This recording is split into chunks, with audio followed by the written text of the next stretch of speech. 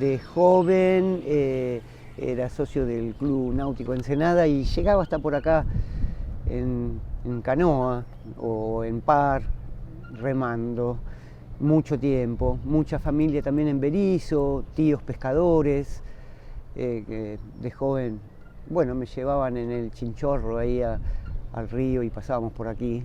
Ese siempre es el vínculo con esta zona.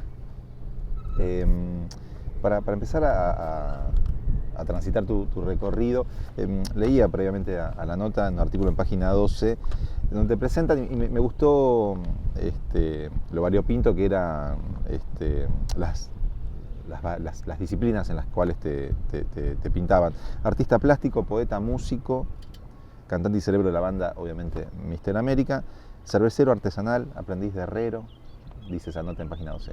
¿Qué apareció primero? Y la música apareció primero, muy temprano. Fue casi como el primer aliento de vida que sentí cuando muy chico escuché música en un combinado que había traído mi papá. ¿Combinado de? Combinado de música. Ah, cuando el no existía el combinado, claro, el tocadiscos, se llamaba el combinado. Y discos, ¿no? Variados, y ahí realmente sentí, ahora me puedo dar cuenta que sentí que estaba vivo. Cuando pienso hacia atrás, era como una especie de feto en gestación, pero cuando escuché la música me di cuenta que no sé, que me pertenecía, que era algo que me daba vida. Y bueno, en base a eso se empezó a trazar todo, eso fue lo primero. Después la plástica, por supuesto, y cuando uno empieza a verse hacia atrás, se da cuenta de que el arte en general era ese pulso vital, ¿no? Pero siempre la música para mí es como el aliento del espíritu. ¿Eso ya en tu primera infancia, digamos? Sí, en mi primera infancia. Y las artes plásticas aparecen incluso con formación, ¿no? Ya más formal. Sí. Después directamente me empecé a dedicar, cuando tuve que estudiar algo, me di cuenta que la plástica era interesante para abordarla estudiándolo, pero en definitiva, porque la música salía, no necesitaba de palabras o de formación, era algo que surgía de mí, lo sentía. En cambio la plástica me llevó prepararme, me llevó años, sentí que toda la preparación en la universitaria, sobre todo el encontrar pares que me superaban, o que creo que es la misión de todos, inspirar a otros, ¿no? ¿Te acordás de unos nombres o apellidos en particular de esos que te inspiraron en ese momento de formación? Sí, mis amigos, no podría decir uno en sí, pero porque todo me sorprendía en cuanto a la plástica, no así en cuanto a la música. La música siempre lo sentí como algo que no debía ser tocado por un lenguaje, por la razón, por el pensamiento. En cambio la plástica sí, la música me parece que es el espíritu mismo, es la divinidad, es el aliento de la divinidad. Sí, así es la cosa. Después, con el tiempo, se fue uniendo todo, se fue uniendo la música con la plástica, con la poesía, y todo eso fue pasando a medida que uno se fue conociendo a sí mismo, que creo que es la gran misión de esta vida, ¿no? Hasta el último momento conocerse a sí mismo, algo que nunca termina de saberse. Y cuando uno va penetrando en esas capas, va atravesando la idea que uno tiene de sí mismo, quien uno cree que es falso, siempre es falso quien uno cree que es, y procurando llegar a saber quién uno es, y a ese uno se llega sin la razón, sin el pensamiento, se llega, digamos, a través de la magia, ¿no?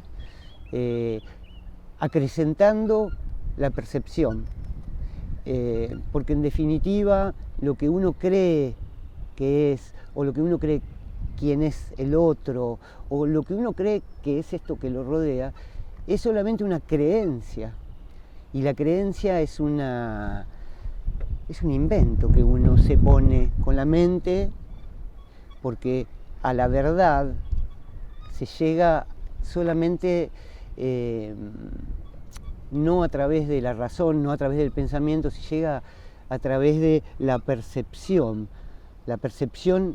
atenta, o sea, la percepción con voluntad, la percepción con la intención de estar presente. Eso es la atención, es la percepción presente. Cuando llegamos a ver quién uno es, entonces, sin falsedades ideológicas de algo que te repetís, se empieza a develar la verdad, y que es el espíritu mismo, ese camino que trazo, que es hasta el final de tus días, no se termina nunca,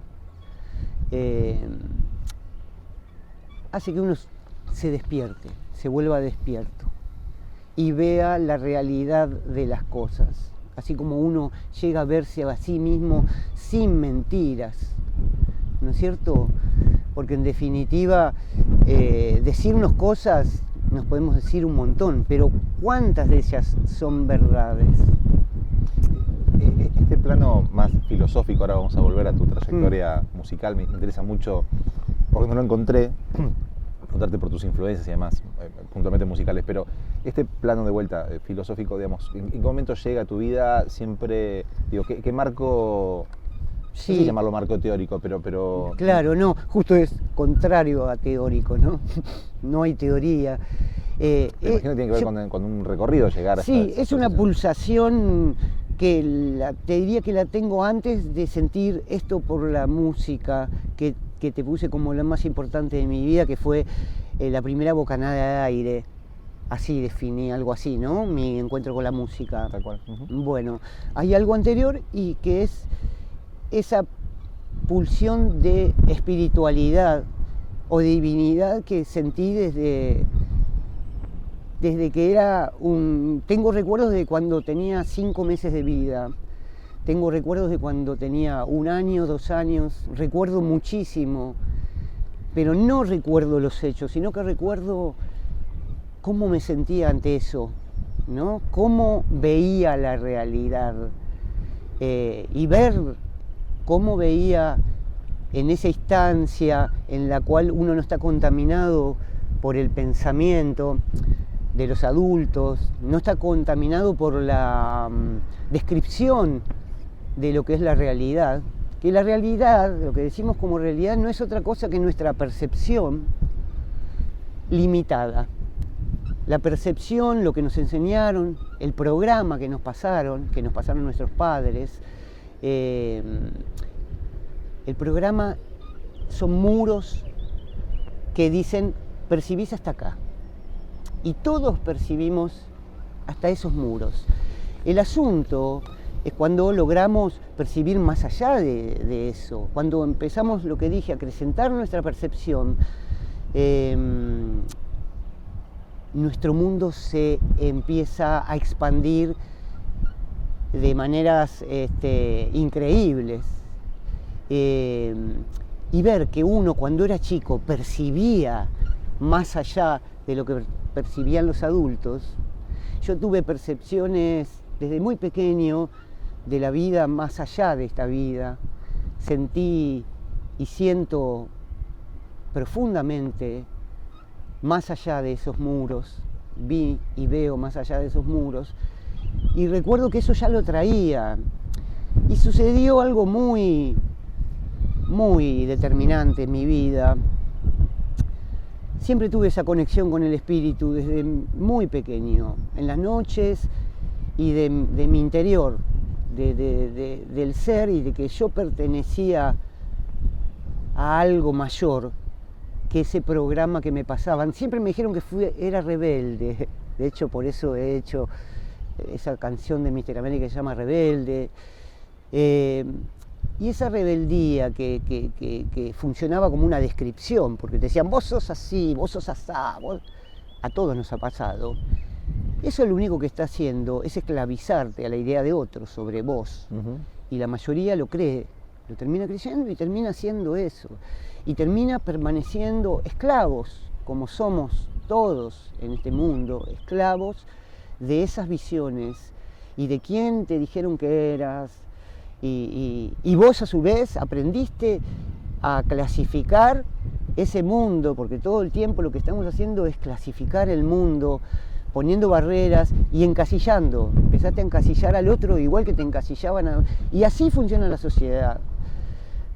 Bueno, cuando uno es chico duda de todas esas cosas, de lo que ves o percibís como chico, y de lo que te dicen tus mayores diciéndote, no, estás acá y hay que hacer esto y hay que trabajar y hay que bla, bla, bla, y ya pareciera que hay un camino trazado a seguir. Eso te carga de una mochila espantosa y vemos este mundo chato, miserable, injusto, porque todo el mundo está metido en esa descripción de sí mismo y del otro. Eso es lo que se llama el yo, eso es lo que se llama el egoísmo, eso es lo que se llama el ego. Yo tuve una experiencia que empezó a desarmar esas cosas y tenía 12 años y a mi mamá tiene una operación, sale de esa operación, encima es el tiempo en cual yo entraba en la secundaria, los cambios, la adolescencia. ¿Estamos hablando del año? Y estamos hablando del año, yo tenía 12 años, así que cuando tenía 10 era el 75, sería el 76, Bueno, mi madre sale de la operación y tiene un shock anafiláctico, entra en coma y tiene una experiencia de muerte, muere y renace. Al volver del hospital, porque ya estaba en mi casa, se la llevan al tiempo volver, con todo lo que genera de que tu mamá se está muriendo, o se murió, yo no sabía, pero bueno, vuelve, y al que le cuentas a mí me dice, te voy a contar algo que me pasó, pero morí, entré en un túnel de luz, algo cuando no existía Sueiro, no había existido. Años después, como 5 años después, Narciso Ibáñez Menta hizo un programa de televisión en el cual hablaba acerca de la vida después de la muerte y estas experiencias sobrenaturales, llamémosle. Bueno, me cuenta todo eso y fue mi primer iluminación. Tuve varias iluminaciones, despertares en la vida. Ese fue afortunadamente el primero y cambió, fue el que me sentó las bases de todo lo que sentía, esto que yo te decía. Todo lo que sentía yo no era rebelde, y no era que iba en contra de las cosas o los preceptos familiares o los preceptos mundanos que escuchaba. Y no era que me oponía, eso que sentía dentro, que me decía, no, está mal, anda para acá, no importa que todo el mundo vaya para ahí, anda para el otro lado, estás bien.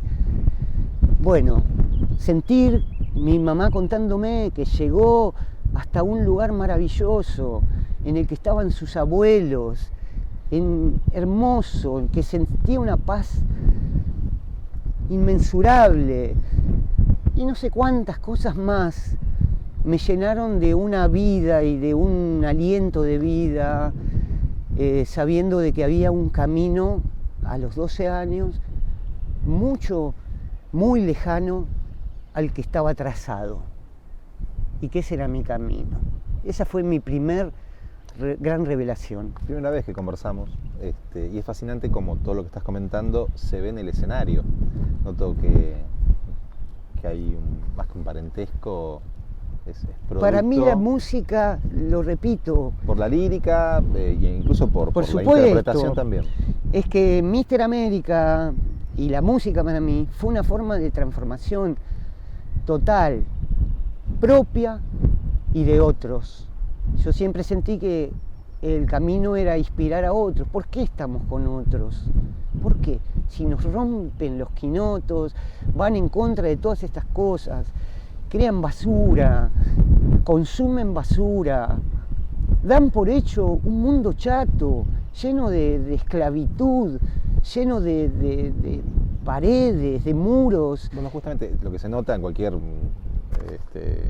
show de Mr. América es eso, ¿no? Es una libertad total. Te tengo que preguntar sobre las influencias, ya desde un punto de vista más terrenal, si querés.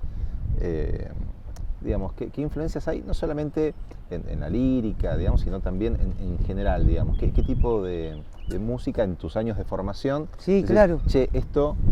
Y la influencia es... Yo tengo unas sospechas, no te las voy a decir, a ver. Sí, claro, pero la influencia es esto que decíamos recién, es la inspiración, que es más que influencia, porque influencia uno puede decir, tomo esto de tomo de esto el otro porque me gusta. El arte trabaja sin palabras, inclusive hablando de la poesía misma, las palabras son solamente los pomos de pintura o las notas o los acordes, pero el arte trabaja una vez más con el espíritu. El espíritu está acá, es este río respirando, la tierra latiendo abajo nuestro, la eternidad rodeándonos, que la siento profundamente. Entonces ha habido grandes artistas, porque no todos los que trabajan con el arte son artistas, ¿no es cierto? Primero que todo yo definiría al arte, el verdadero arte trasciende el tiempo, trasciende totalmente el tiempo, no tiene tiempo y está alejado absolutamente de la materialidad, de la red de materialidad que cubre este mundo. Por lo tanto, el arte es contrario al dinero, contrario, absolutamente contrario. Donde veas dinero no hay arte, no existe el arte. El dinero es lo que le saca el brillo a algo que podría llegar a ser arte. Entonces, que después aparezca el dinero, yo te voy a decir, por ejemplo, me pediste nombres concretos, en parte de mi formación, David Bowie es el referente, por supuesto, porque por más, volviendo a esto del dinero, vos podés decir, pero participó, es un tipo que se volvió millonario y todo, sí, pero siempre estuvo el arte por encima, jamás... Su último álbum, Black Star, es... Exacto, siempre está 40 años adelante, porque no hacía las cosas pensando así, sino que hacía las cosas pensando en el arte es lo que refina la cultura, por eso esta cultura es tan berreta, porque toma el arte como un producto de consumo y no como algo para refinar la cultura, que la cultura lo es todo, es lo que indica el nivel de conciencia de un pueblo. Hacemos arte porque queremos embellecer, queremos traer la belleza, y la belleza es propia de la divinidad, que es la naturaleza. No tiene nada que ver con consumir un producto que se venda más, se venda menos. ¿Bowie? ¿Hay más? Sí, por supuesto, te puedo hacer una lista de seres que me... ¿2 o 3 más? Sí, bueno, King Crimson, en la poesía, por ejemplo, Cazuza, que es un compositor brasilero que murió muy joven, fue el que hizo un grupo horrible acá argentino hizo una versión del Tiempo no para, que es fantástica. Es fantástica esa letra, ¿viste? Tu cocina está llena de ratas, ¿viste? Tu alma está sucia. Bueno, y todas la vida de un tipo que era el hijo del director principal de la EMI Odeon Brasil, que tuvo todo y renegó de todo eso, y se puso en contra de la sociedad religiosa, ultra religiosa brasilera, y toda la derecha y todo el pensamiento, el establishment. Entonces esas personas que van en contra de lo establecido, eso es arte. Aquel que trata de llevar la percepción, esta chata que tenemos, unos límites más allá, porque eso inspira. Gustavo, ¿crees que para hacer arte, en la disciplina que fuera, hay que poner el cuerpo? Sí, por supuesto, pero antes que el cuerpo hay que poner la sinceridad y los cojones. En el sentido del sacrificio, sí, ¿no? Porque hablamos del dinero, sí, que es un gran tema tabú, viste que no se habla de la guita habitualmente. No, entonces, sí, digo, no ¿entendés a qué voy, no? Digo, sí, que poner el cuerpo, el cuerpo entre comillas, perdiendo, ¿no? Pero, por supuesto, sí, es que hay que poner todo. Para hacer arte hay que ser kamikaze, hay que entregarse, estar dispuesto a llegar hasta el borde del acantilado y arrojarte sabiendo que vas a vivir después de muerto. Eso es ser artista, y eso es el arte. Es lo que trasciende la vida, porque la vida no es tan importante. Hay cosas más importantes que permanecer vivo, y es permanecer vivo despierto y consciente, respirando. Estás tirando un montón de títulos, cosa que se agradece. Escúchame, volvamos ahora a tu trayectoria. Contame de los primeros, las primeras presentaciones de Mister América, de las primeras canciones. Contame un poco. ¿Con Mister? Claro, claro. Bien. Y las primeras canciones, esto, imagínate que se llega a Mister América y es un largo recorrido desde el primer disco que puse en el tocadiscos que trajo mi papá, hasta ir a la esquina de mi casa había una disquería en 1,60 y yo iba a la señora y le decía, dame rock. Tenía 11 años, 10, dame rock. Y un día me decía, mira, salió de Queen, carrera de bicicleta. Queen, a ver, carrera de bicicleta. Vamos por Queen, me encantó. No hay más de Queen. Está que salió ahora, mira, uy, qué buena la tapa, Willy y los niños pobres, de Creedence. Uy, qué bueno. Otro día me dijo, mira, Queen Live Killer. Llegó Queen Live Killer. Y después estar así escuchándolo con la oreja en el combinado y decir, mirar la fotito del Queen Live Killer y decir, qué maravilla poder ver esto. Nunca va a pasar. Y después, a los 3 años, llega Queen a Argentina y mi abuela me dice, sí, vamos, yo te acompaño a llevar a sacar la entrada, creo que fue Ferro o Vélez, no me acuerdo cuál de los dos fue, y cuando volvían nos metieron preso porque no teníamos el boleto del tren, y estar en ese recital, y después empezar a hacer las primeras canciones con Sergio Pángaro, que hoy lo vas a tener también de invitado, y decir, quiero parecerme. Soñábamos con McCartney y Lennon, ¿viste? Los dos, y hacer esas canciones. Entonces, todo ese largo camino, hasta llegar a mis 19, 18 años, de pasar de banda a banda, fue el crecimiento, dejar la adolescencia e ir profundizando en la mirada interior. Y tuvimos la suerte, personalmente, de que en Mister América uno llegara maduro en esa idea de que lo que importaba era conocerse a sí mismo. Y la música, Mister América puntualmente, las letras y sobre todo a partir del segundo disco, comienza un camino de autoconocimiento muy profundo, en el cual cada letra era producto de una larga meditación. Yo comencé a los 19 años a meditar, a dedicarme a la meditación. ¿A los 19? Sí, y nunca lo abandoné hasta el día de hoy. Y es algo que para mí es como respirar. ¿Cómo llegaste a Antes los de venir 19? acá, te sentás y estás... Sí, para mí todos los días debo dedicarme. Es el momento en que la mente se detiene. Eso es importantísimo y nadie nos enseñó. Al contrario, nos enseñaron a darle rosca. Ya, pensalo y dale, razonemos, el famoso razonemos. Razonando no se llega a nada, se llega a hacer una cuenta razonando. Entonces, todo ese camino, letra por letra, show por show, para mí cada show era esto, y se lo decía a los muchachos, estamos frente al abismo, nos vamos a arrojar ahora, vamos a morir. Cada show era una muerte, en lo grande la muerte, la transformación, porque la vida es transformación.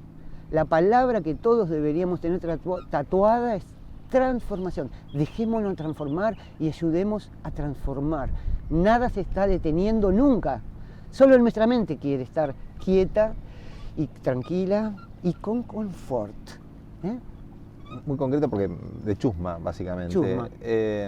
¿Cómo llegaste a la meditación a los 19 años?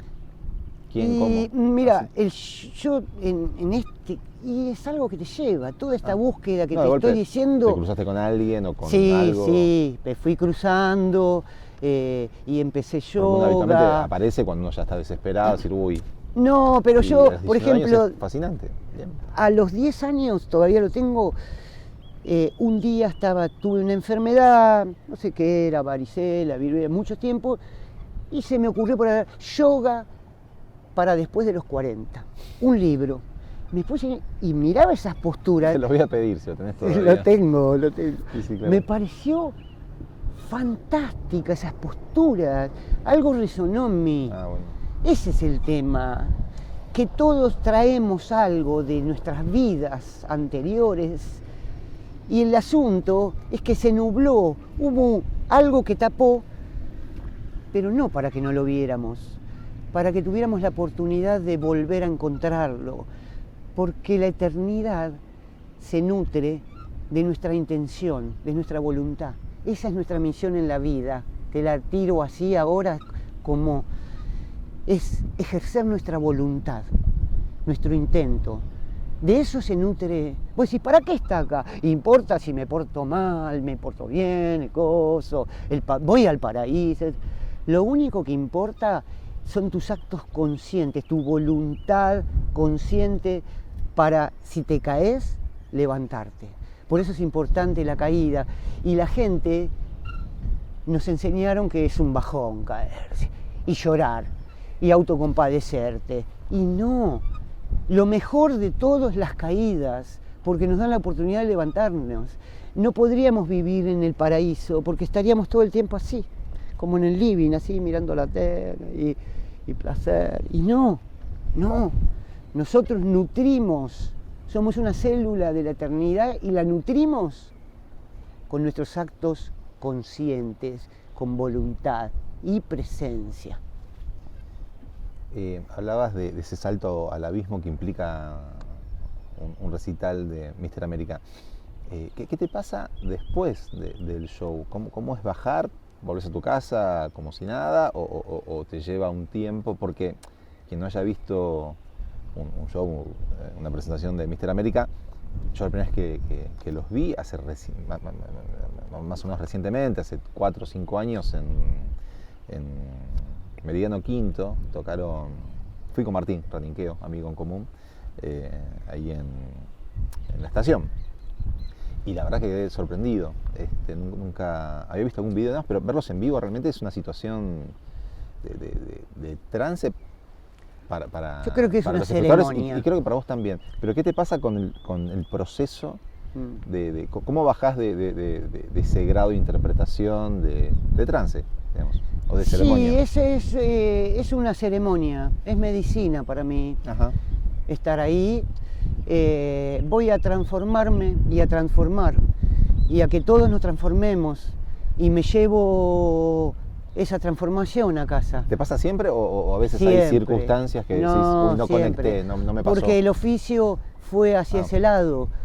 Y el oficio es eso, es ir más allá de... el oficio del artista y sobre todo del tipo que se expone, el músico, la persona, mujer, que se expone su yo, su ego, a un montón de gente Ujú. que lo está aplaudiendo, al éxito, ¿no? Es durísimo, durísimo, para mí es horroroso. No podría soportar ver, caminar por la calle y que la gente te conozca o te estén alabando o idolatrando, ¿viste? Aborrezco la idolatración de todo tipo. Creo que el ser humano tiene que ser actor principal, nunca espectador. Entonces yo creo que como actor principal, mi responsabilidad, repito, es transformar y ayudar a que nos transformemos juntos. Y ese oficio me llevó puntualmente a buscar eso. Y pasa, ¿eh? Yo la verdad Claro es que no pasa. sabía Y la que gente iba a ver lo que se terminé va viendo. con una energía tremenda. Lo tengo que confesar y no es por pleitesía ni mucho menos. Realmente no, digo, no, ya lo sé. ¿qué carajo pasó acá? Porque es Te habla magia. alguien, te lo dice alguien que no es muy espiritual, que digamos. Yo te Bueno, estoy escuchando con Bueno, mucha atención, pero es hermoso. un buen momento para empezar a correr los límites de la percepción. Saber que hay otro que está percibiendo cosas que yo no las estoy percibiendo, pero por propia incapacidad, pero no porque no sea capaz, sino por aferrarme al programa que me transmitieron.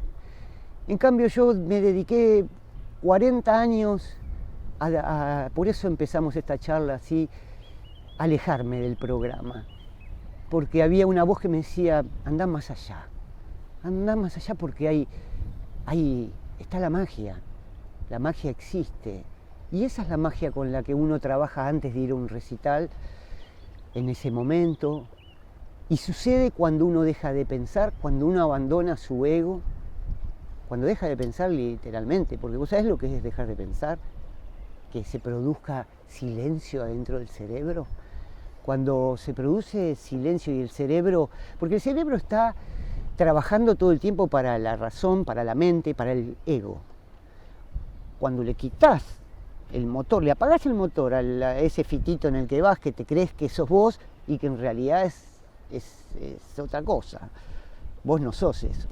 Cuando empezás a percibir otras cosas. Te debe haber pasado frente a un gran paisaje, viste, que colgaste en vacaciones y que sentís la inmensidad.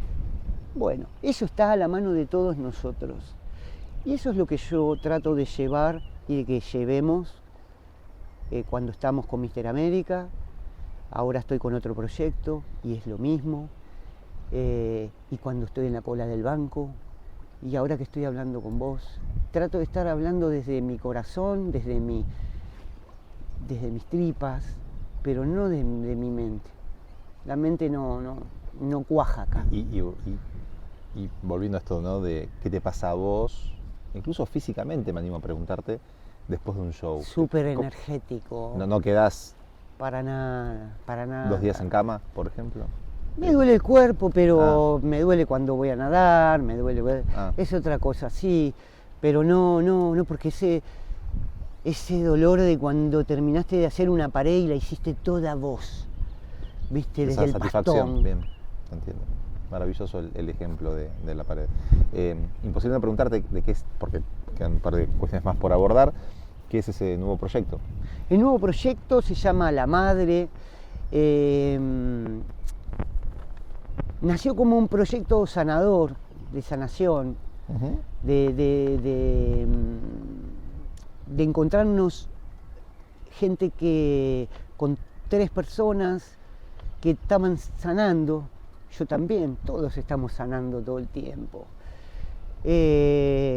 Y yo empecé a dedicarme a hacer Me gusta, creo que cuando uno destraba lo que destrabó, eso básico del programa, de la percepción, de los límites, encarar cualquier cosa es lo mismo, hagas lo que hagas. La postura es la misma. Entonces me empecé a dedicar a hacer aparatitos electrónicos, osciladores, musicales, como el inicio de los sintetizadores, sin tener ni idea. Pero estaba eso, está esa cuestión de correr la barrera y los límites que uno se pone a sí mismo. Bueno, en base a eso salieron nuevos sonidos, la música entró de una manera tremenda. Necesito ir para atrás un tiempo y contarte el otro hecho trascendental, ya en mi adultez total, que sucedió exactamente un día como hoy, un 6 de abril, hace 6 años. Tuve la suerte de participar de una ceremonia con una medicina ancestral llamada el Bufo alvarius, con un chamán de México. Y eso fue la iluminación total. Después de esa de esa iluminación cuando tuve pequeño, participé de esa ceremonia y al instante que tomé esa medicina, entré en la eternidad. Estando con los ojos abiertos y todo, se corrió el velo que cubre la eternidad y llegué al lugar a donde había ido mi mamá. Y estaba mi mamá, y estaban mis abuelos, y estaba un montón de personas que yo amaba, y sobre todo lo primero que sentí fue instantáneo. Hizo ¡tuc! Llegué a mi casa, nuestra casa, el hogar de donde provenimos. Estaba ahí. Seres que te curaban, que te sanaban, seres luminosos. Después de eso, que duró 15 minutos, todo resto de yo desapareció por completo. Y a partir de esa experiencia, la música, en esa experiencia lo primero que, aparte de sentir eso, de llegar a ese lugar, lo primero que había era música.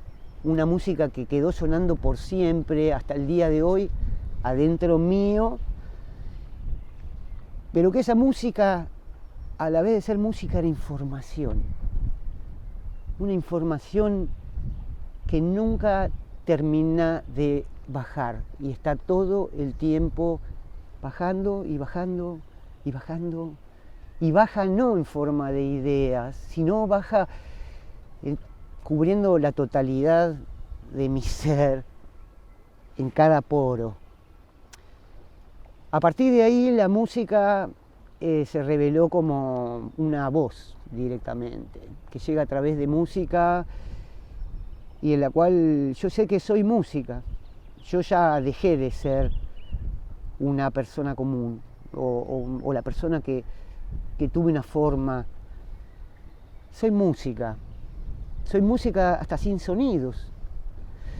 Entonces me permito devolver eso que recibí en cada show o en cada momento que tengo con la gente, y sé que sano con eso. Y este nuevo proyecto surgió directamente de la sanación, como un proyecto sanador. De hecho, tocamos enmascarados como una manera de vernos libres de nuestra forma, de quiénes somos, por más que la gente sepa quién está detrás.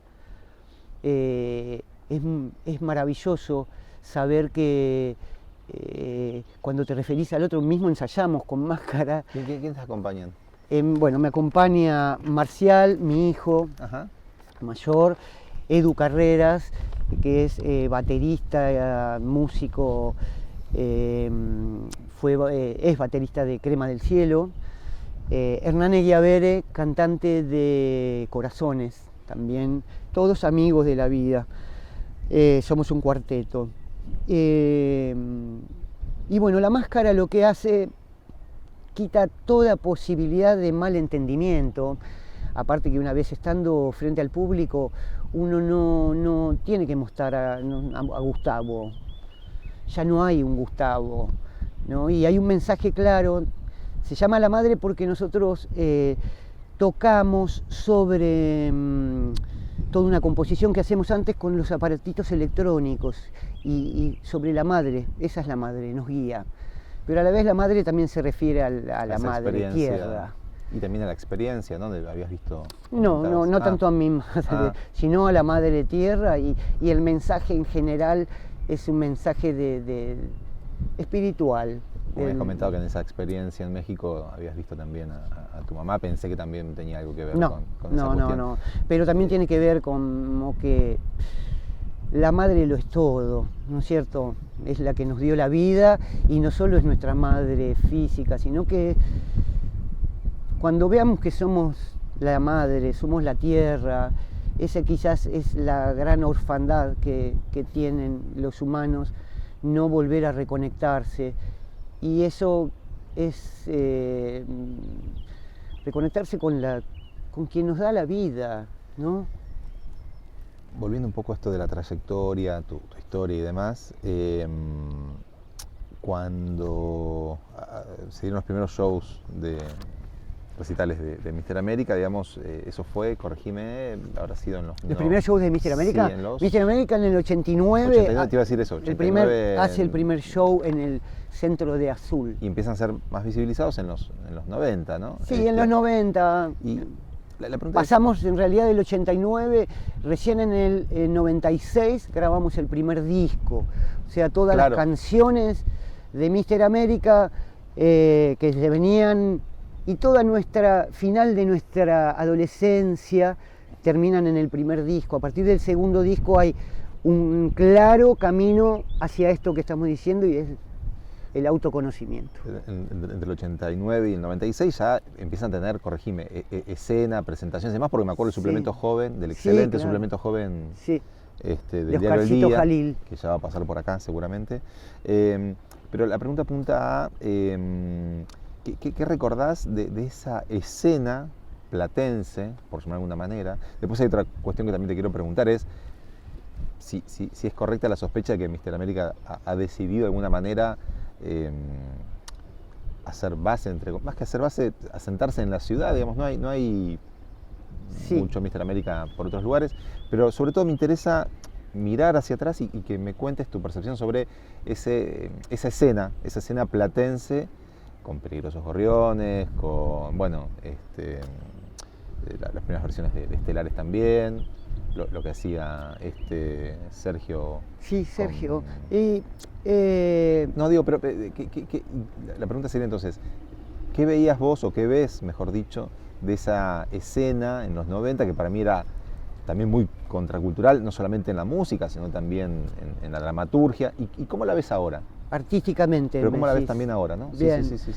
¿O qué ves ahora? Y artísticamente yo vi, realmente me pareció un momento muy rico culturalmente, porque había todo una camada de, te diría, 2 hasta casi 3 generaciones, pero digamos 2 generaciones. Nosotros éramos la mayor, y los Gorriones era la que seguía. De hecho, todos de chicos como que iban a ver Mister América, pero en definitiva terminamos todos juntos tocando. De hecho, Francisco y el Cuervo de los Gorriones tocaban en Mister también. Claro. Fue un momento muy rico, no lo volví a ver más, y creo que se extinguió porque por la juventud misma y la necedad juvenil, de decir, cuando uno se sube a un escenario joven, lo que está buscando es decir, quiéranme, acá estoy, quiéranme, mírenme, existo, quiéranme. Eso es. Y eso terminó haciendo que no se concretara. Yo en ese momento soñé con un gran movimiento de unidad, que se moviera todo junto, que dijeran de La Plata, pero evidentemente las necesidades, básicamente egoicas, pero también materiales, porque mucha gente se tomó esto como un trabajo, y creo que ahí es cuando se aleja y se diferencia al arte. ¿Sí crees, corregime, que había algo en el ambiente? Por supuesto, en esa época? es había eso. como... Sí, había y pasó, y nunca más volvió a pasar. Ahora mismo no. Son cosas, gente buscando pegarla desde hace tiempo, pegarla. Montar un kiosco o una verdulería es lo mismo que ponerte tu grupo a trabajar y estar repitiendo todo eso por dinero un sábado, un domingo, que podés encontrar de sinceridad en esa versión que volviste a cantar y volviste a cantar. Ayer te acostaste, dormiste muy poco, de nuevo y de nuevo, y hay mucha gente ganando dinero atrás de eso. Eso para mí es el fin, el término del arte. O sea, ahí creo que no hay arte, ahí hay entretenimiento. Sí, entretenimiento. Y a veces algo más vinculado al ámbito pyme. Sí, ¿no? Un entretenimiento. Es que el entretenimiento es algo si es comercial. Bienvenido, tal cual. Claro, lo dijimos al mismo es tiempo. comercial. Te tengo que preguntar, ya en tramo final de la conversa, para mí es un hito en tu trayectoria, porque creo que tuvo repercusiones varias, entre ellas un libro que es tu experiencia sí, con Probation. Claro. No sé, estarás quizás un poco cansado de... No, para nada. Pero ¿sabes por qué traigo el tema? Te quiero encanta. Te quiero explicar rápidamente, porque pasaron 10 años, ¿no? En 2013. Sí, claro, 10 años. Un poquito más. Sí. Me interesa, por un lado, si podés resumir, si sí. no te molesta. No, para nada. ¿De qué se trató ese inocente fuego en Córdoba? Sí, claro. Pero cómo vino, porque es interesante el proceso en el que vos haces algo con esa experiencia tan negativa. Transformación. Lo único que la palabra, cuando dentro de 10 años, si llego, voy a resumir lo que hable, voy a decir una sola palabra. Ese va a ser, creo que, mi final. Transformación. Lo único que me van a preguntar, ¿querés comer? Transformación. Vamos a transformación. ¿Qué pasó? Lo único, nada más que eso. ¿Qué pasó entonces en Córdoba? Transformación. En Córdoba, 2013, yo iba a ser papá por cuarta vez, con mi hijo mayor. Va a cumplir años, sí. 22 de julio, le digo, vamos los dos a nuestra casa de Córdoba, una casa que ya tiene 20 años, en el monte, haciendo un asado.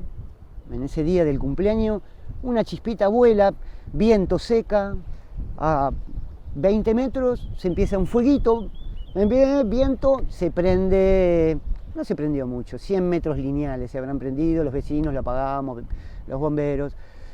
Cuando voy a decirle a la policía, bueno, ¿qué pasa? No, venga, nos llevan con mi hijo y directamente nos meten preso en la alcaldía de la ciudad de Altagracia. Él lo meten por estar conmigo. En ese momento tu niño tenía... Mi niño cumplía 21 años. Mi niño.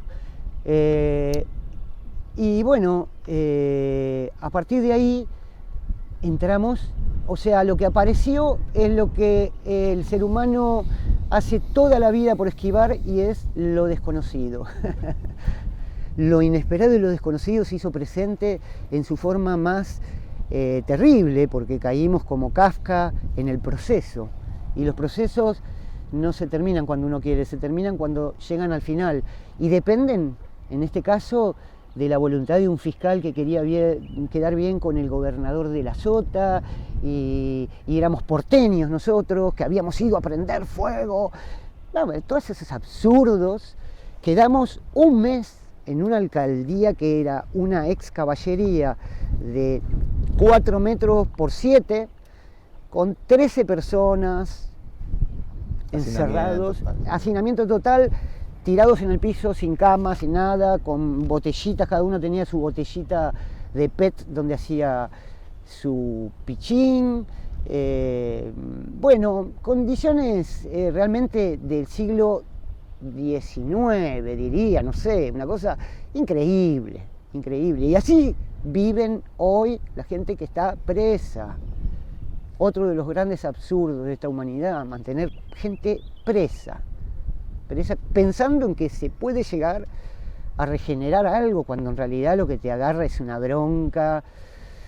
Y bueno, ahí uno atravesó todos los estados posibles y lo único, yo encontré, por suerte, ese camino de buscarse a sí mismo, cuando uno sabe cómo es, sabe las herramientas con las que cuenta, y mi herramienta era la transformación, igual que siempre, igual que cuando me daba bronca algo y escribía una letra, fue empezar a dibujar todo lo que pasaba y dibujar al pobre tipo que estaba ahí, al otro que estaba ahí, toda gente víctima de un mundo injusto. Empezaste a dibujar en situación de encierro, digamos. En el encierro y guardándome entre las pelotas la lapicera, porque no podías tener una lapicera, no podías tener un cepillo de dientes, entonces venía una redada a las 2 de la mañana, ay Dios mío, yo parecía que tenía, no sé, una bolsa de droga, ¿viste? Y era mi inocente lapicerita para poder seguir vivo. Trataba de estar todo el tiempo adentro de esos dibujos y lo logré. Eso duró un mes.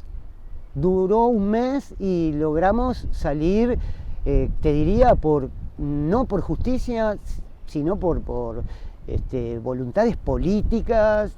Sí que conocía y llamó al ministro del Interior diciéndole al largalo, porque que cualquier otro, no, viste, una cosa de locos, pero como quiero definirlo, detesto ver las cosas de manera dramática. Para mí fue el retiro espiritual que no te lo paga una visa internacional.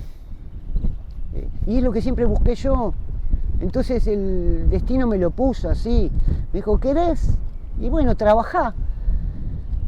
Hay que decir que esa experiencia devino en libro. Esa experiencia devino claro, porque yo tuve que hacer una probation, un juicio abreviado, y se me ocurrió, la probation era todo lo que había estado trabajando un mes, que fueron casi 100 dibujos, ¿no? Y a la vez un diario, porque todos los días escribía y dibujaba. Ahí me di cuenta, por ejemplo, para qué había estudiado Bellas Artes y para qué me había licenciado en Bellas Artes. Alcancé lo máximo de la profesión en ese estado porque había perdido todo. No había ya futuro, porque futuro no existe normalmente, pero si encima ves que hacia adelante es negro lo que existe, porque nos iban a pasar, nos sacaron el último día, el día 30, ese día si no nos sacaban, a la tarde nos metían en un camión celular y nos llevaban a una prisión de máxima seguridad, a Bower, a dos muchachitos, a un muchachito y a un señor, un absurdo. Fíjate cómo le puedes arruinar la vida a una persona, un tecnócrata, un burócrata, un parásito.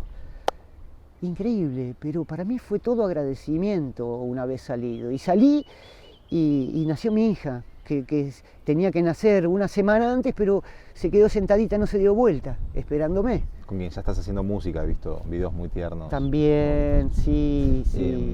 Probation, ¿cómo se editó? Lo edité yo. ¿Se consigue todavía?